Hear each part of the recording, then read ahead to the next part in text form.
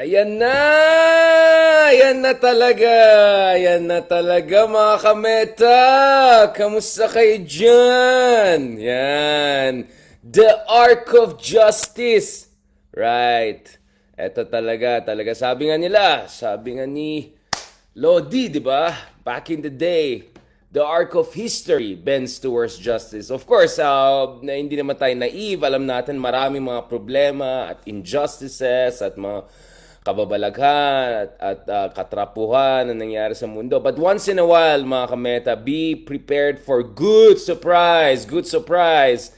And in a sense, this was not supposed to be a total surprise. A total surprise. Because kung maalala nyo mga kameta, around 6 months ago or so, if not last year pa, di ba? Dun sa isang episode natin with Connexus natin si Dr. Lisandro Claudio, minention natin na that memo by Department of Justice kung saan they pushed for the swift resolution of the Lima case within the next 10 months to 1 year. Sabi ko, if you look at that, then that means perhaps before the end of this year, 2023, magkakaroon na tayong clarity doon sa situation ni former Senator Leila de Lima. Now, obviously, we're gonna talk about the details shortly. Obviously, hindi pa tapos ang laban in a sense that, of course, hindi pa siya officially, technically speaking, declared as completely innocent sa lahat ng mga kaso na sinampa sa kanya ng dating Tatay administration,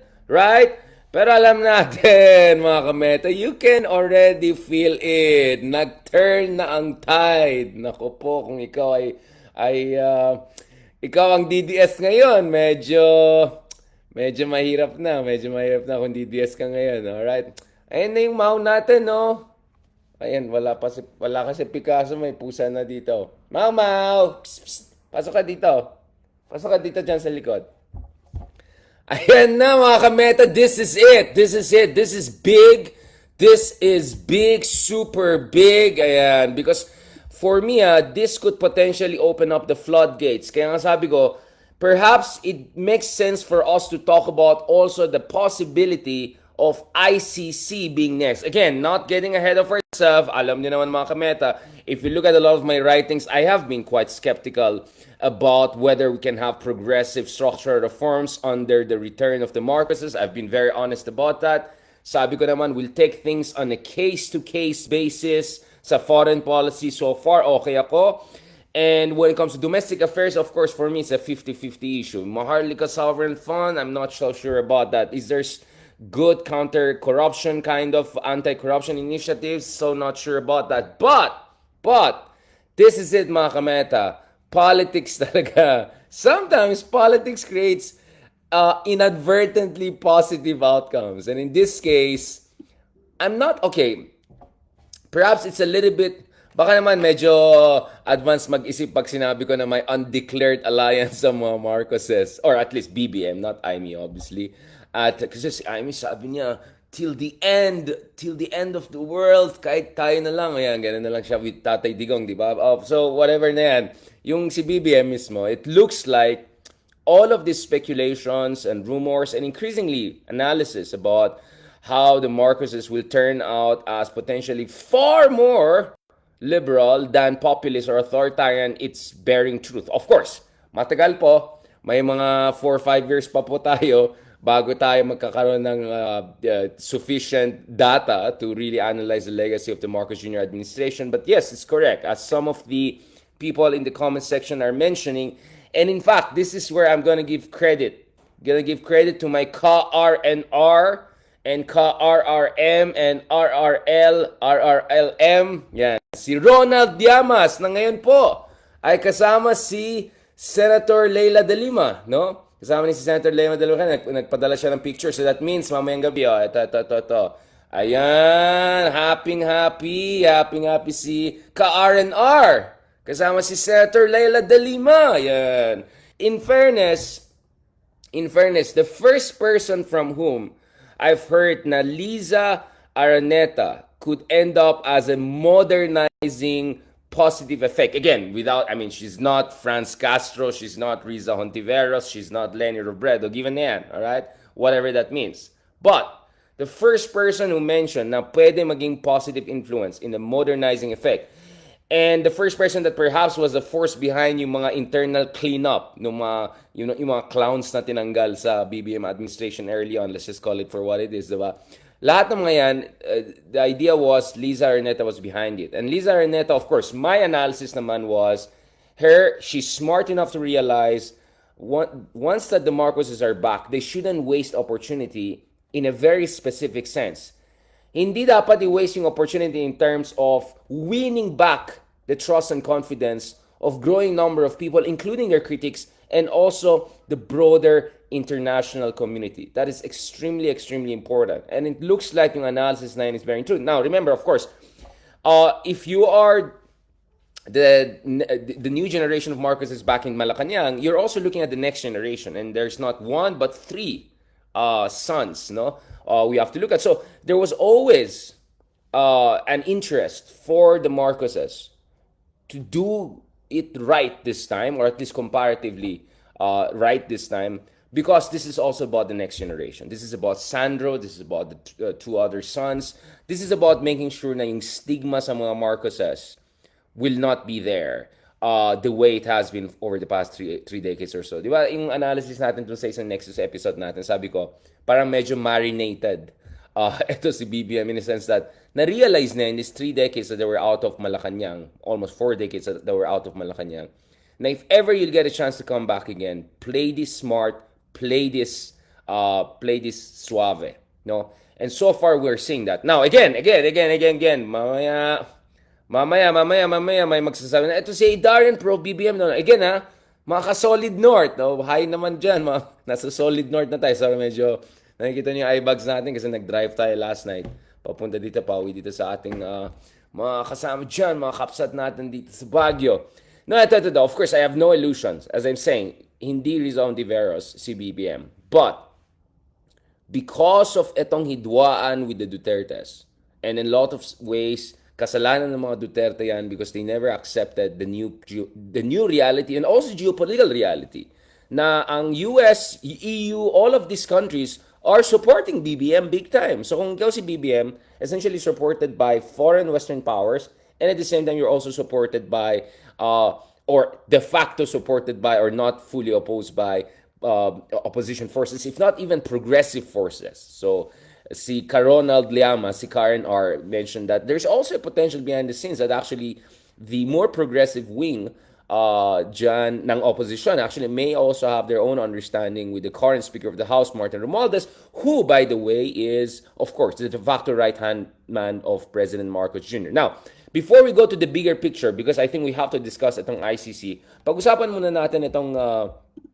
mga latest na developments kasi over the past 30 minutes, essentially, we're seeing all of these updates, mga kamete, about the case of Senator De Lima, the BBC News, all of the international outlets are coming out. But in fairness, I would say one of the first comprehensive reports that came out comes from Rappler. Now, so, Leila De Lima gets bail, freedom soon. Yun po yung title ng article na yan by Lian Buan. In fairness kay Lian Buan, I mean, she's very progressive, very smart, very, very, very nice person. Please continue to follow her online. She has fantastic reports about human rights situations all around the world, including sa Gaza. Now, the Muntinlupa Regional Trial Court, RTC Branch 206, nag-grant na po siya ng bail. So again, just to be absolutely clear about this, hindi pa tapos yung legal fight, right? So hindi pa na-prove na fully innocent siya. Of course, alam natin, I've been saying this. Naalala ninyo yung isang yan, medyo napaiyak na ako nun, di ba? Na talagang alam natin, deep in our hearts, no, and based on conversation with everyone who knows a thing or two about justice and our broken justice system, na that was a politically charged. That was a politically motivated charge against her, no?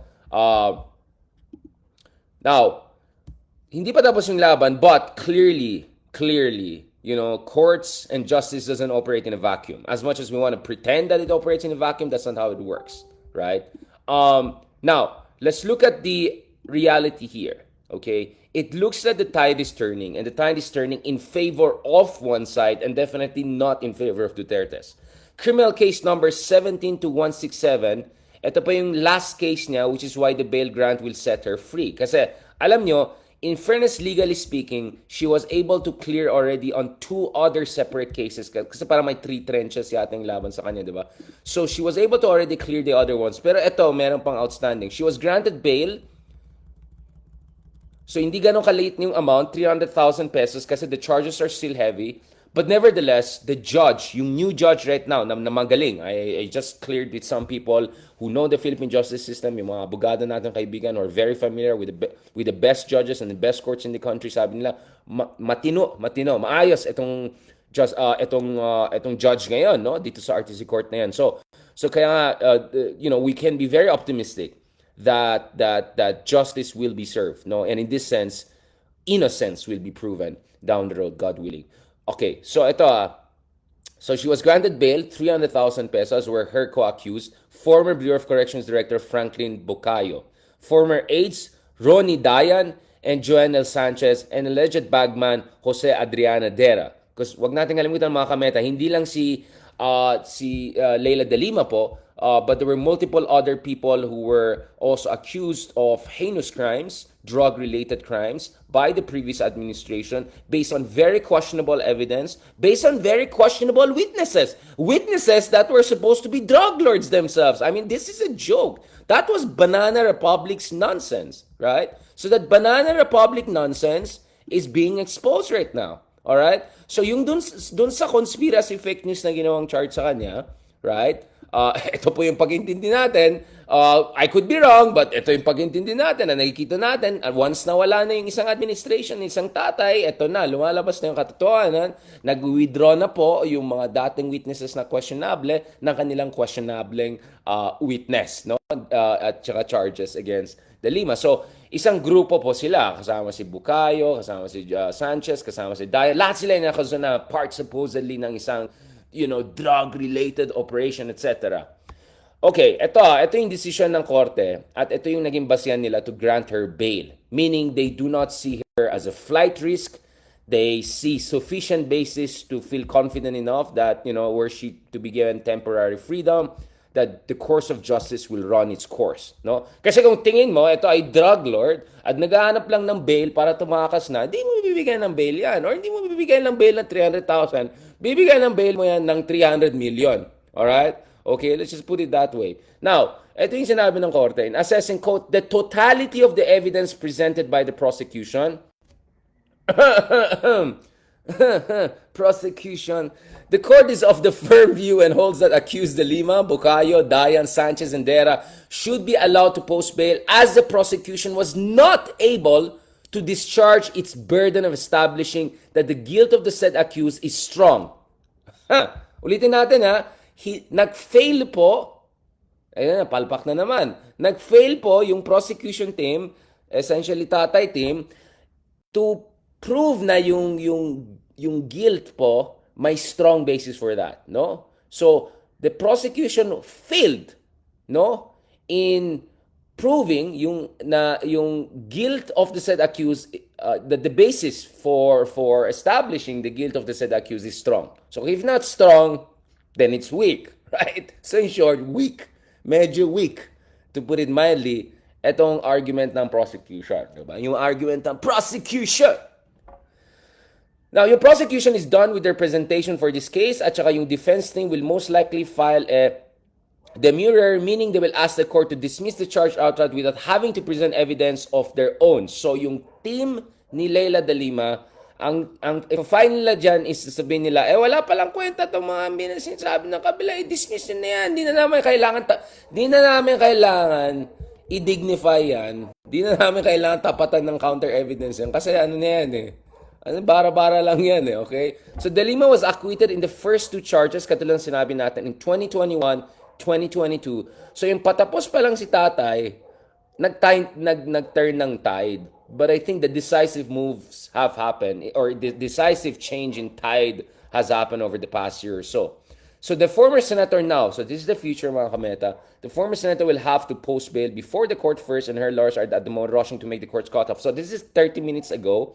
Nakikipag-update po tayo sa mga contacts natin on the ground. Kasama po si ka-R&R natin, si Ronald Llamas. Mamaya kausapin po natin mamayang gabi kasi may victory party pa daw mamaya. So after yung victory party nila, kausapin po natin si Ronald Llamas. So out of town kasi ako, otherwise I would have gone to the court myself right now and congratulated Senator De Lima. And I met actually Senator De Lima a few years ago while she was still in detention. All right? And let me tell you this. Mga kameta. I was so impressed by her strength of character. I was so impressed by her courage of conviction. I was so impressed to see her. Actually, parang, maaliwalas pa siya nung na-meet ko siya. But this is like 2019, mga kameta. Obviously, my understanding is that the pandemic years and then yung incident na nangyari, di ba, the other year na nagkaroon pa ng jailbreak at muntik pinatay si De Lima. Oh, my goodness, if God forbid something had happened to her, that would have been on the blood would have been on the hand of yung mga kasyungahan na alam niyo na yan, okay, alam niyo na yan, connected dots. So I was so impressed with the strength of character she was able to show. She demonstrated. In fact, I made some recommendation to her at a number of books on Stoicism, Marcus Aurelius, Seneca, among others. And then our conversation went towards Mandela. Okay, I'll talk about this again. Let me give more details pa rin and then we'll go back to this kasi medyo intense to eh. Of course, yung team ni Leila din was really, really prepared for this. Yung ibang kasama natin, kaibigan natin, sila Attorney Lavinia, among others were there. So, sobrang confident ako talaga dun sa legal team niya. It was just a matter of allowing the system of justice to take its course, to take its proper course. Not? So, mukhang as things stand, she will no longer spend even a single additional night dyan sa Camp Crame kung saan na-meet po natin si former Senator De Lima back in 2019. Alright? So, of course, ito pag-usapan natin yan. One reason we're very optimistic dito sa arc of history and in sense for justice to prevail, mga kameta, is, don't worry, babalikan ko eh. Sorry, I just don't want to get emotional. Wait lang. Chill lang tayo, okay? So, Monday's hearing was set by Judge Genargito, specifically to hear the motion to quash filed by De Lima's co-accused, former Corrections Chief Franklin Bucayo. De Lima's team, though, had earlier filed a motion for reconsideration dun sa denial of her bail, and according to the court's calendar, the lawyers had counted their motion on being ripe for resolution. So Judge Gito was also a new judge, as it was Judge Romeo Court. Okay, that's another thing we have to figure out. Bakit, when Judge Gito was in charge before, and then may minor victories for De Lima, biglang na-relieve siya dun sa kanyang designation. And then bumalik siya ulit. So, you get what I'm saying, alright? You get what I'm saying. I'm not saying anything, but you get what I'm saying. On Friday, November 10, defense lawyer Teddy Rigoroso visited De Lima to talk about security arrangements should she be set free etong araw, Monday. This was mainly to convince the former senator to forgo, at least delay, some plans that could put her at risk. Ayon kay Attorney Rigoroso, sabi ko, Manay, hindi naman tayo naghirap ng 7 taon, lalo na ikaw, para laging maging tanga, para lang paglabas natin ay mga baril tayo or something. Oh, of course. So they had to also take into consideration yung mga security aspects of this, mga kameta. So one of the most vocal critics of Duterte, of course, si Leila De Lima. And now the question is, what's next, right? So what's next? So as I said, we're cautiously optimistic na as things stand, ceteris paribus, right? Malaking chance, no? Malaking chance na all the cases will be, that this third and final case will also be resolved in favor of justice, that her innocence will be established, and accordingly, may establish na kalokohan talaga. Kalokohan talaga yung nangyari, di ba? Kalokohan talaga yung mga cases na yan. And it also exposes the fundamental problems dito sa political system natin and justice system natin, mga kameta. Which is, yung pala eh, you can accuse a politician of something because opposition siya or ayaw mo sa kanya. And then, you can keep that person behind bars for year after year after year kahit wala kang evidence or anything because you just keep on kicking the can down the road, or no judge wants to take up the issue kasi alam nila ng kalokohan na nangyari dito. So, yon. So, yan. Nakalaya po dahil wala talagang ebidensya or basihan yung kabila.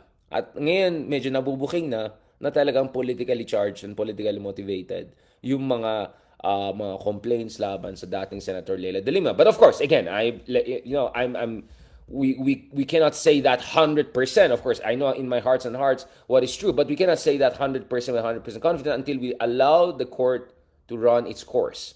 And I'm cautiously optimistic, almost 100% optimistic, that the final judgment that will come out on this final case laban kay De Lima will vindicate everyone who fought against the complete adulterization, the complete bastardization of the Philippine political system in that 6 years of populist authoritarian mumbo jumbo, bara tatay style, tatay barangay geopolitics style politics na meron tayo. I always said, mga kameta, let me be absolutely clear about this, mga kameta. Let me be absolutely clear about this, because this is going to take us to the next issue. First, I have no illusions about yung ating political system. We still have huge problems with our country. Even if this case will be resolved as we hope it will be resolved, meaning according to justice and according to the weight of the evidence, we still have a lot of problems. Marami pa rin tayo. We still have huge percentage of people behind the bars right now who are just pre-trial detainees. So we have a justice system crisis. We have one of the worst prison systems, penitentiary system, in terms of congestions of the prison systems, in terms of conditions of prisoners. We have one of the most, at dito my heart goes actually to our judges.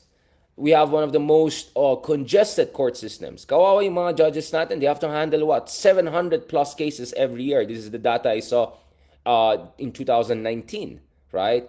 There are just very few courts for so many people and so many cases, right? So sobrang undermanned, underappreciated, and under-equipped and underfunded ang justice system natin. So I have no illusions about our justice system in general, but at least on this landmark case, we are moving in the right direction, God willing.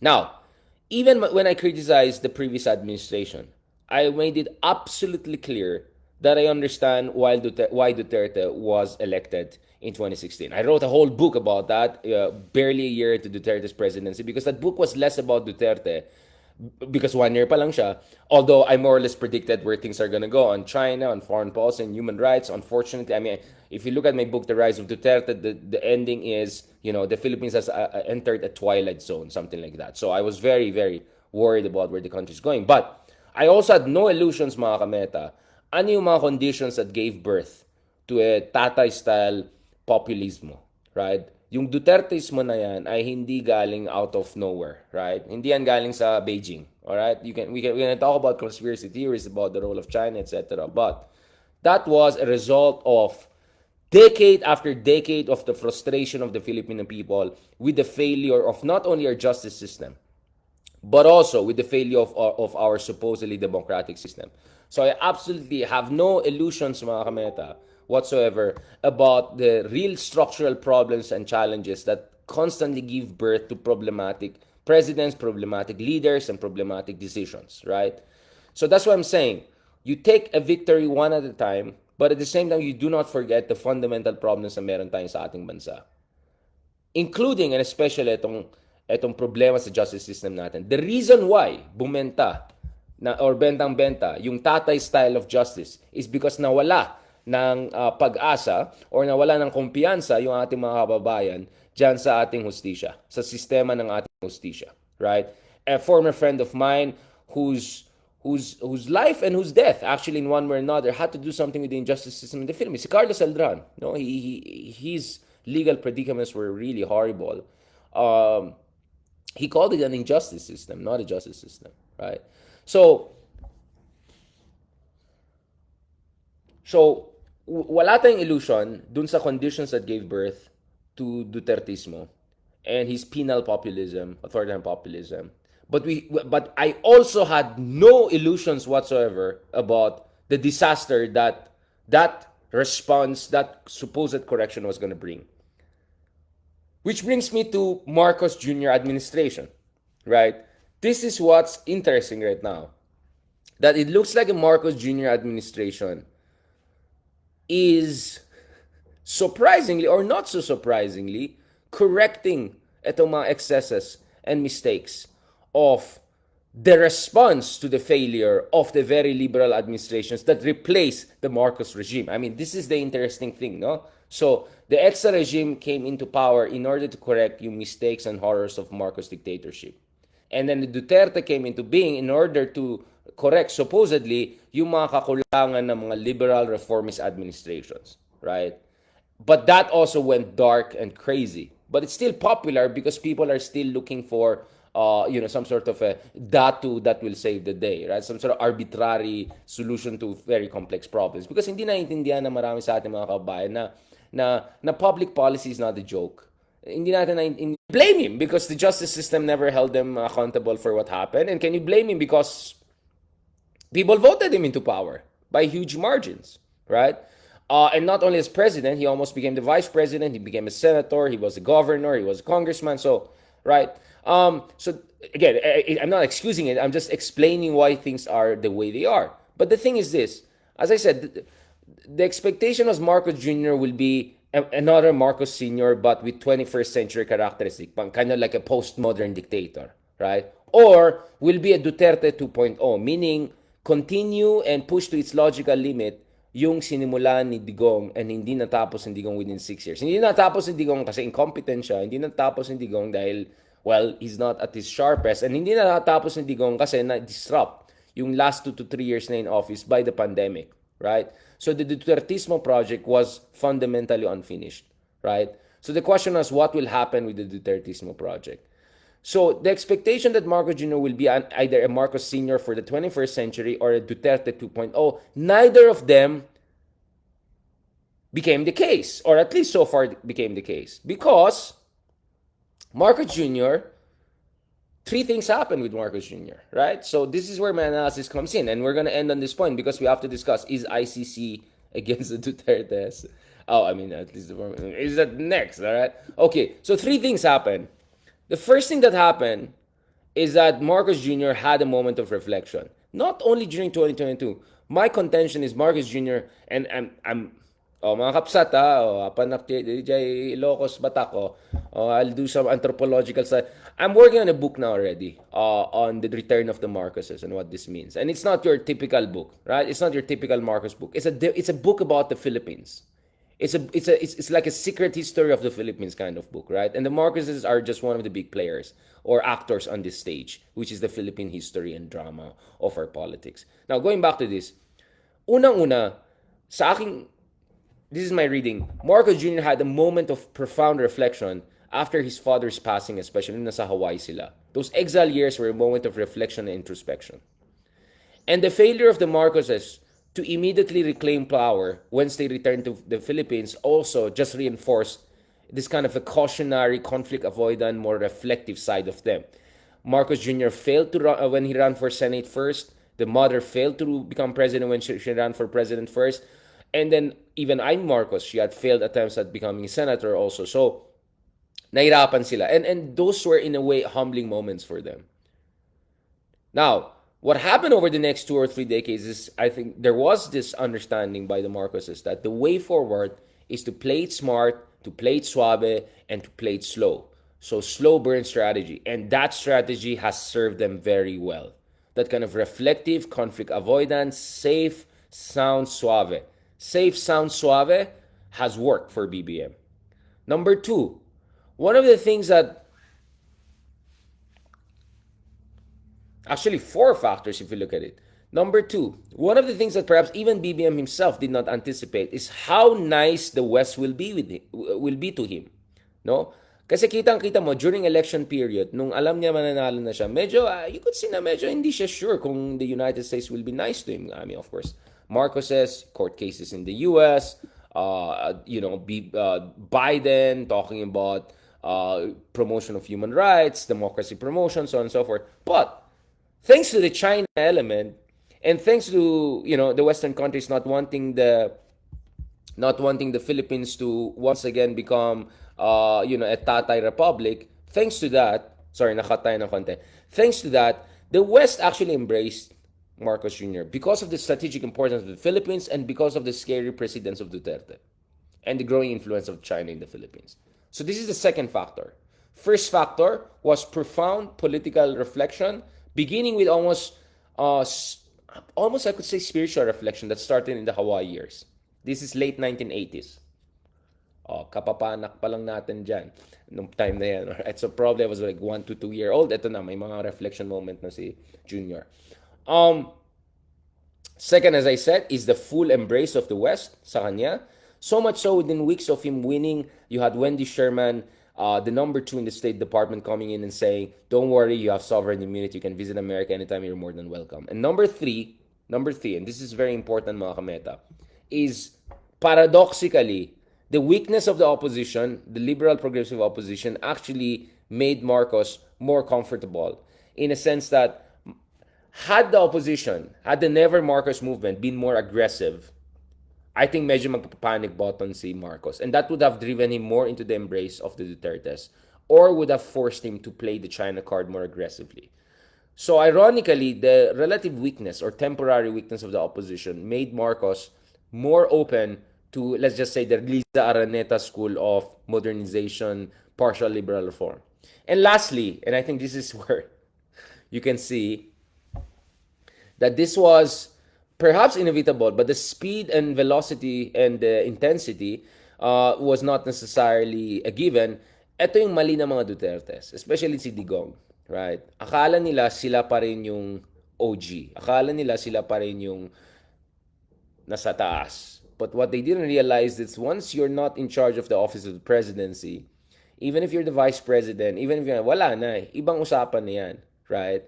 And they also underestimated how much Marcos is supported by international partners and how much a lot of opposition people who are quite unhappy still with the Marcos legacy or are unhappy with lack of progressive reform, we will more or less align with Marcos Jr. because of his foreign policy, a more patriotic foreign policy, for his stance in the West Philippine Sea. Now, pwede tayo mag-usap na matagal whether itong West Philippine Sea issue ay we are prepared for a war. Right? Okay, we can have a different discussion. But in fairness, BBM got West Philippine Sea so far kind of right, or at least the signaling is right. And that's why you have even, people like, Trillanes, I mean, super happy with what's happening under BBM. And I know many, many people who are not open about it, but behind the scenes, ito yung mga bumoto kay Lenny, nag-campaign for Lenny, they're very, very happy about many things happening now, right? Including what's happening to the Dutertes, but also what is the good things that is happening in the West Philippine Sea. So, in a very ironic turn of events, Marcos Jr. is bringing about the corrections and changes, and this is where I'm going to get controversial. Well, I am, but had Lenny won, she would have pushed for many good reforms, but I doubt she would have been allowed to, in a sense that the Congress would have been more or less trapo people. The Marcos and Dutertes would have been together. Kung natalo si Marcos, di mas bitter pa siya. You get what I'm saying? Parang in a way, Marcos Jr. was always in a better position to push for the correction or corrective reforms that had Lenny won, I don't think she would have been able to implement them as effectively. So this is the irony that is happening right now. Again, I'm not saying this is because fundamentally Marcos Jr. is a progressive liberal, whatever. No. But because of a number of factors, the four factors that I explained, we are where we are. Now, things could still change dramatically in the coming years. Things could change dramatically after midterms. There could be discussions about constitutional change, etc. But as of now, things are moving in a certain direction that I think many people will find very, very encouraging unless you're in the Duterte pro-China camp, sorry. Okay. Last point, is ICC next? Yes and no.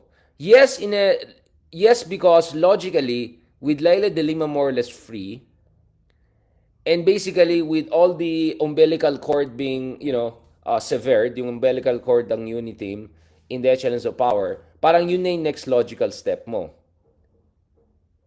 Nevertheless, I'm semi-skeptical if ICC move will immediately come next because first of all, the ICC itself is dealing with many issues, including accusations of ethnic cleansing and mass atrocities in the Middle East. You know which conflict I'm talking about.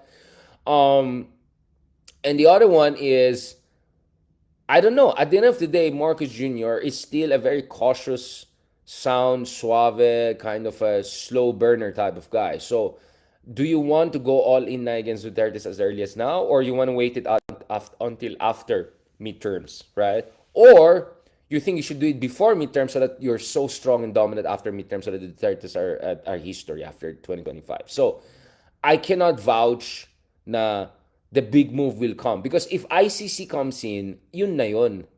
War na yun. So one thing for unity to implode. It's another thing for there to be an open declaration of war. So if you're BBM, are you going to declare that war before midterms or after midterms? Now, that will depend on his calculation, whether he feels that his coalition is in a position to be so dominant in 2025 that perhaps you can do it after. I think stance ni Ronald is the momentum is there. So you strike it while it's hot. All right? So yun. So yun ang tinitingnan natin. Ano? Chubby? Paano ko naging chubby? Ano yan? Sa itsura lang yan. Malapit lang dito sa screen na. Hindi tayo chubby, excuse me. Akala ko choppy. Ano nga, nag-choppy nga tayo. Anyway, I'll keep it there because there'll be more discussions later on at kailangan ko bisitahin yung aking lola. Minamahal natin lola, kaya nga tayo umakyat dito. So I'll keep it there. Thank you very much mga kameta. Thank you very much sa lahat ng mga sumusuporta sa atin, nagmamahal sa atin. I hope tuloy-tuloy itong mga positive moves na yan. Although ironically, of course, it's coming under a junior.